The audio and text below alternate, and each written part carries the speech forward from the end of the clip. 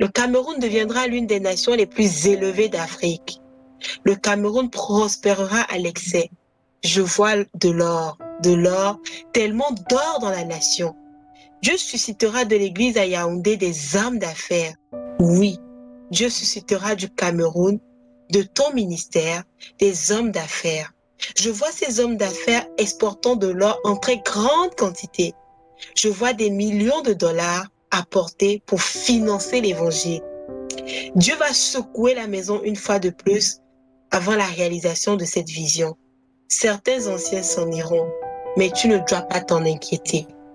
New Life Church Center, Colorado Springs, États-Unis, 15 février 1997. Amen. Amen. Amen. Amen. Voilà la prophétie de Colorado Springs. Et frère, peut-être que certains sont ici, là, tu ne t'es même pas encore né. Mais effectivement, nous sommes en train de voir ces choses s'accomplir. Amen. Le quartier général, le Seigneur nous a donné, Koumé, le quartier général. Oui, l'UNPJ, l'Institut supérieur de prière, l'école biblique, l'école de la connaissance du service de Dieu, la maison d'édition des livres. Frère, nos livres ont déjà rempli le monde. Ils sont en train de remplir le monde.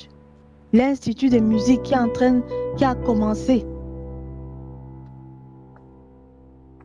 Au 14e point, on parle de la sœur Ruth et son mari. Ils sont déjà à Londres.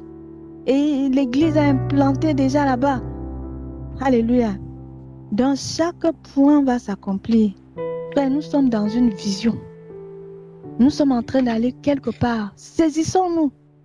Saisissons-nous de la vision que le Seigneur nous a donnée. Ne stagnons pas. Investissons nos vies. Investissons. Mais investissons dans la recherche de Dieu pour que nous puissions avoir le contenu pour pouvoir impacter le monde. Amen. Amen. Et quand le Seigneur dit, je vais secouer la maison, il a déjà secoué. Certains sont partis. Et peut-être que le Seigneur va secouer encore, mais ne soyons pas de ceux qui vont partir. Je vous rappelle, frères, l'évangile que je vous ai annoncé, que vous avez reçu, dans lequel vous avez persévéré et par lequel vous êtes sauvés.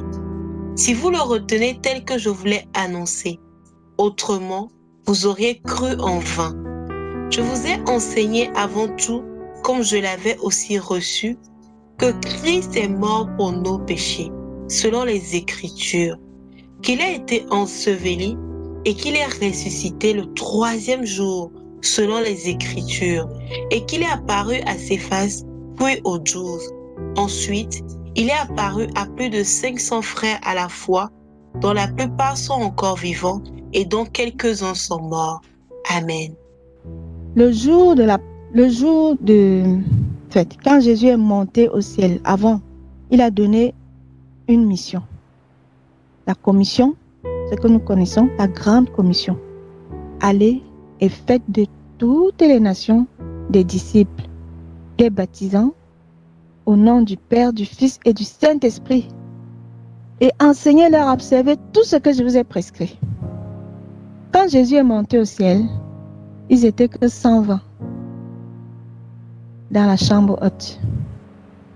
Les 11 et les autres frères avec les femmes, ils étaient seulement 120. Où étaient partis les 500 autres? Les autres frères, ils avaient douté. Le Seigneur nous a donné un ministère de portée internationale. Donc pendant que nous lisons dans ces livres, je ne sais pas si vous avez suivi comme moi, il y a 2 volets du réveil. Le premier réveil, c'est d'abord dans la communauté missionnaire chrétienne internationale. Le deuxième réveil aura lieu au-delà de la communauté missionnaire chrétienne internationale. Au-delà. C'est-à-dire qu'en dehors de la communauté. Et c'est les frères de la communauté qui seront l'auteur de ce réveil-là. C'est nous. Nous te supplions, si tu es avec nous, reste. Investis-toi dans le Seigneur, investis-toi dans l'œuvre. Saisis-toi de la vision que le Seigneur nous a donnée. Quelle que soit la pression que tu peux avoir. Pourquoi? Parce que cette vision-là, ce n'est pas la vision d'un homme. Ça vient de Dieu lui-même. Ça vient de Dieu. Ne quitte pas Jérusalem pour aller à Jéricho, s'il te plaît. Jéricho, c'est une ville maudite. Jérusalem, c'est la ville de bénédiction. C'est la ville du grand roi. C'est la ville de Dieu. Dieu nous a donné un ministère, une vision de portée internationale. Saisissons-nous. Saisis-toi.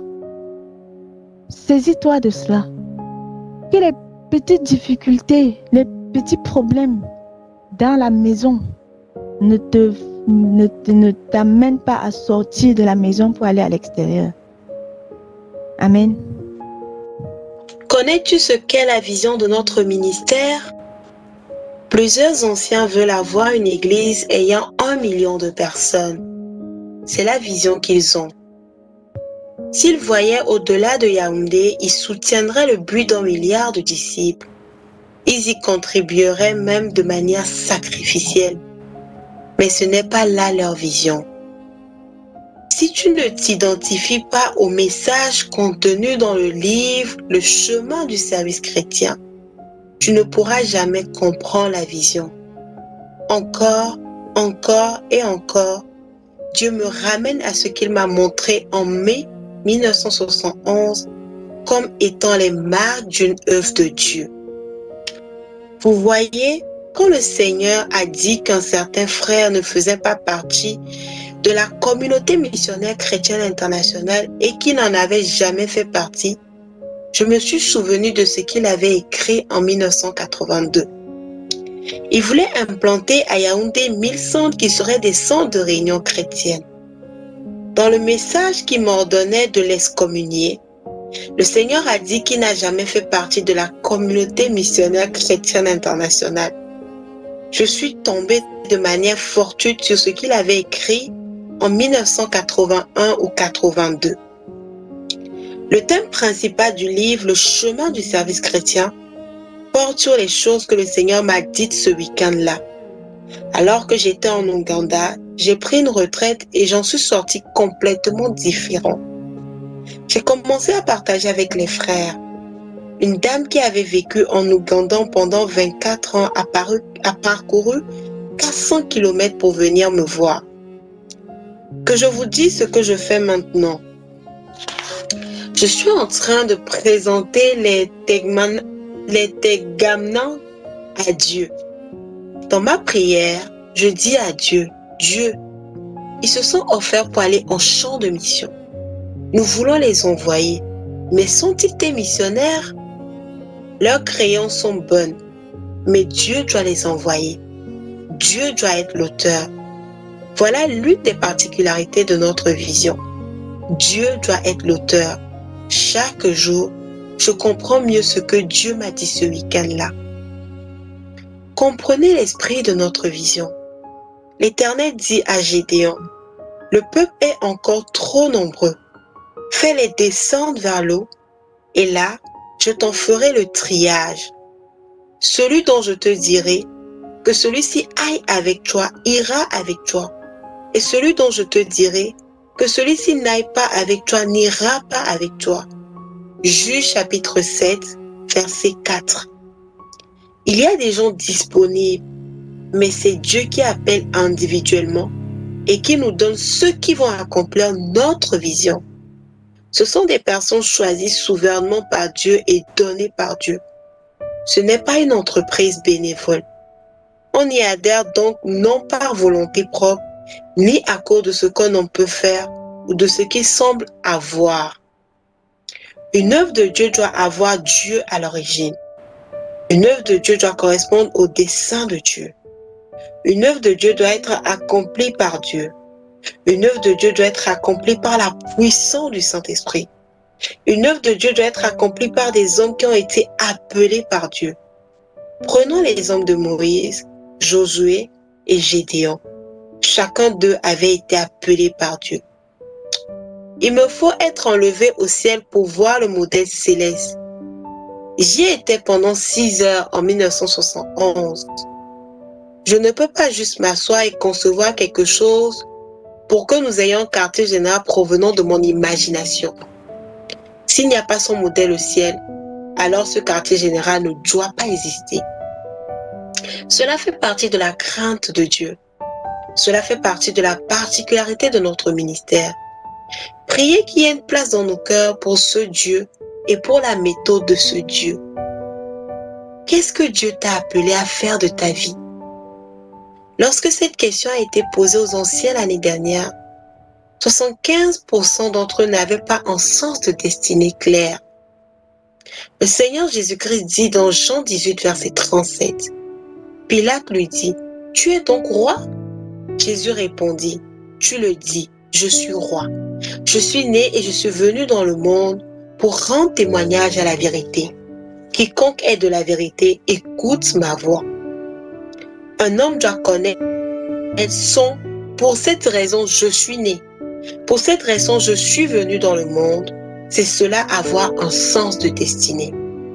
Si tu ne connais pas la raison pour laquelle tu es né, ou si tu es né pour accomplir 1001 choses, tu es très confus. Tu es passé à côté. L'enfer a combattu pour s'assurer que les frères ne règlent jamais cette affaire. 10 frères peuvent-ils prier que les enfants de Dieu dans notre ministère à travers le monde règlent cette affaire? Pour cette raison, je suis né. Pour cette raison, je suis né. Père, nous prions au nom de Jésus-Christ que cette question d'avoir un sens de destinée concernant la paix de Dieu dans la vie d'un homme soit impartie. Nous renversons les principautés, les puissances et les esprits méchants qui sont à l'œuvre pour s'assurer que les frères ne règlent jamais cette affaire.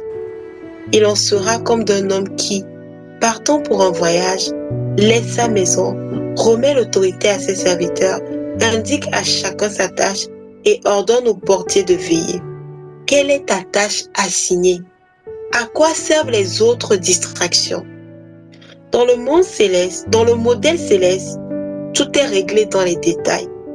Mais les démons ne permettent pas à un homme de s'établir sur l'unique chose à laquelle Dieu l'a appelé. Ces démons lui présentent tant d'autres choses qui sont merveilleuses, aussi merveilleuses que le diable. Priez que cette vérité brûle dans les cœurs de tous ceux-là qui sont ici. Pour achever ta tâche assignée, il faudra que tu y investisses toute ta vie. Amen. La communauté missionnaire chrétienne internationale est fondée sur le débordement du contenu de Dieu. Le débordement du contenu de Dieu. Elle est fondée sur des hommes et des femmes qui sont des chercheurs de Dieu.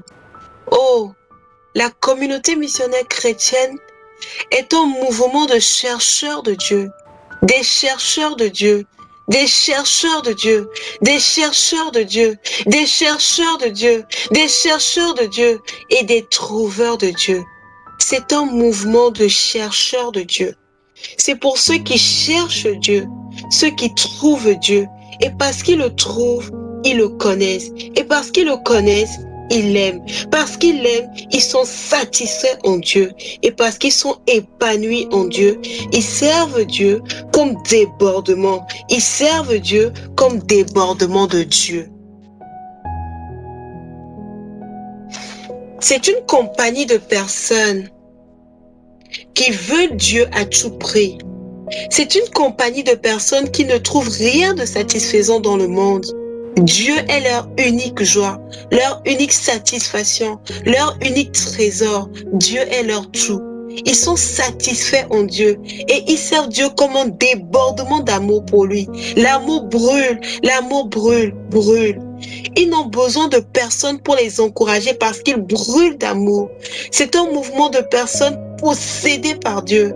C'est un mouvement de personnes possédées par Dieu. Quelqu'un a dit, à prononcer ton nom, je me sens vivre. Pour le peuple de la communauté missionnaire chrétienne internationale, Jésus est tout. Son nom apporte le bonheur. Ils supplient pour lui donner leur tout. Ils supplient pour lui donner leur tout. La communauté missionnaire chrétienne internationale est un mouvement de personnes qui supplient pour tout donner à Dieu. Ainsi, si quelqu'un ne veut pas donner à Dieu de tout son cœur, si tout son être ne brûle pas pour Dieu, il n'a aucune place dans la communauté missionnaire chrétienne internationale. Il devrait aller chercher une autre dénomination et il sera très heureux là-bas. C'est un mouvement de personnes qui ont Dieu pour unique récompense. Dieu est leur unique récompense. Il est leur joie.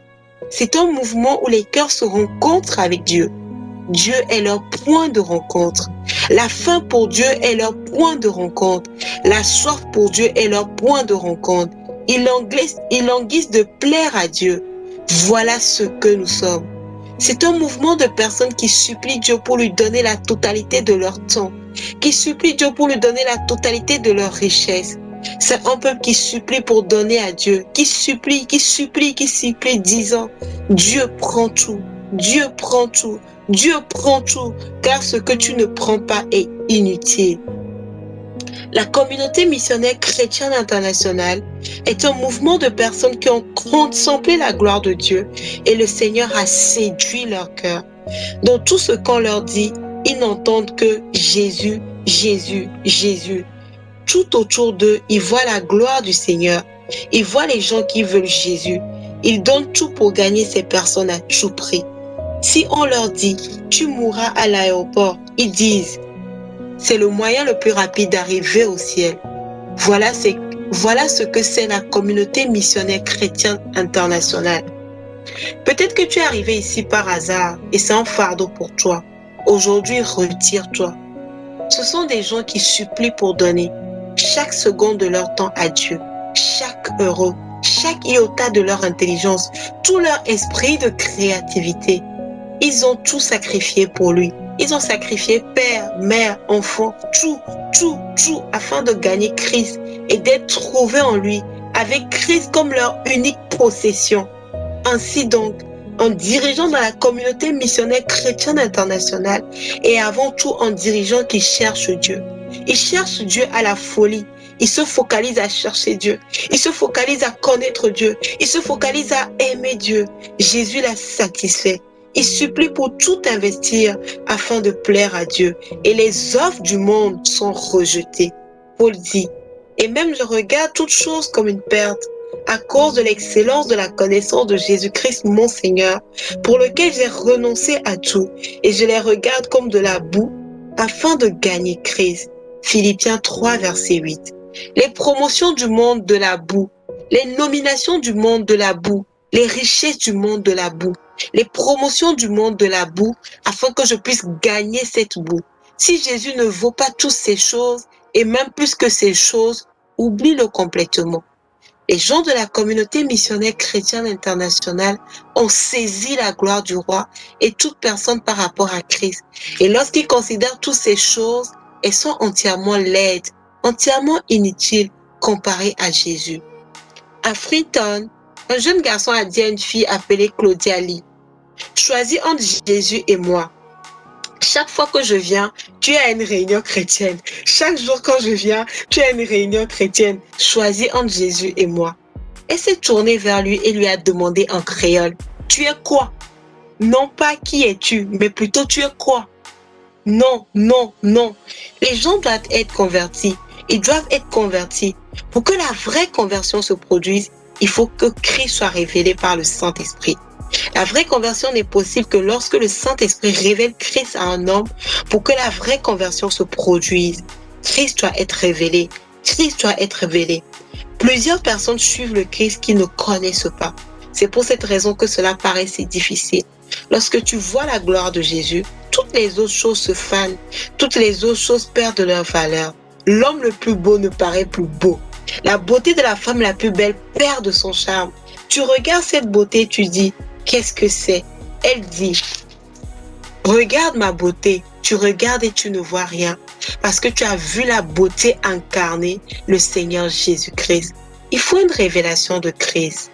Dans la vraie conversion, le Seigneur Jésus-Christ est révélé non seulement comme le Sauveur, mais comme le Seigneur. Il m'a été dit que parmi les hiboux, quand une femme fait allusion à son mari, elle parle de celui qui est mon propriétaire. Dans certains pays, un mari peut être le petit chien de sa femme, mais chez les hiboux, le mari est connu comme celui qui est mon propriétaire. Jésus est plus que cela, 1 milliard de fois plus que cela. Il devient celui-là à qui, si je ne fais pas plaisir, ma vie n'aura plus de sens du tout.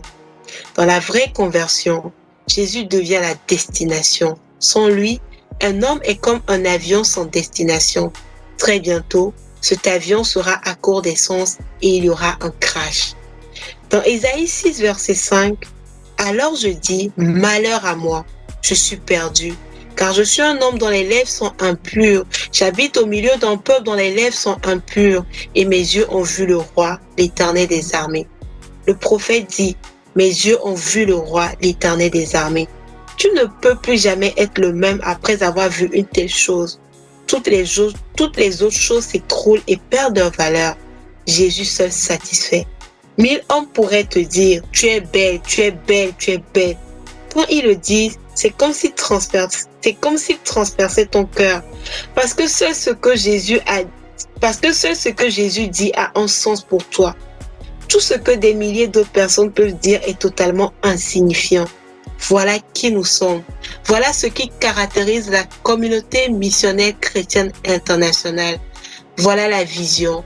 Voilà le fardeau. Voilà l'action. Amen.